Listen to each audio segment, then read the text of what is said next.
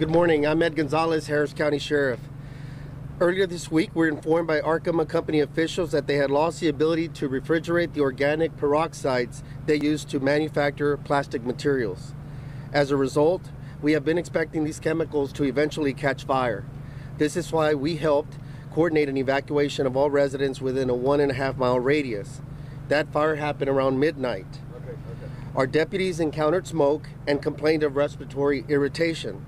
One was taken to a nearby hospital by ambulance, and 14 drove themselves to the hospitals to be evaluated.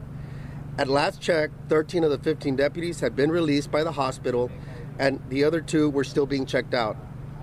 Arkema Company officials and the Harris County Fire Marshal's office have told us that exposure to smoke from these organic peroxides is similar to standing over a burning campfire. Based on this information, we believe the smoke is a non-toxic irritant. The Fire Marshal's office plan from the beginning was to allow this fire to burn itself out. Firefighters are taking a defensive posture to prevent it from spreading. This morning, as expected, for all of the research that was done by myself and others, we found out that we had one of the box fans that there was a chemical decomposition, chemical reaction that resulted in a fire at that location. There were a number of the small containers that are inside the box fan that did rupture.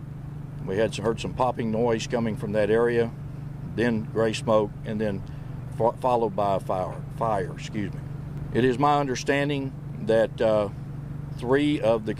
this is one of 3 of the containers that they had lost refrigeration on, and so we can expect similar type of decomposition in those other trailers, maybe even all 9 of them before it's over with. So so far what has happened is exactly what we expected was going to happen. We're still in a defensive posture. We're holding our perimeter. Our law enforcement partners are holding that perimeter. I don't want the public to think that these are massive explosions. Right. We're trying to make sure that our citizens are comfortable in what's going on and that they know the truth.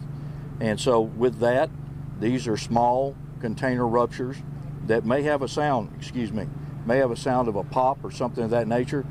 This is not a massive explosion.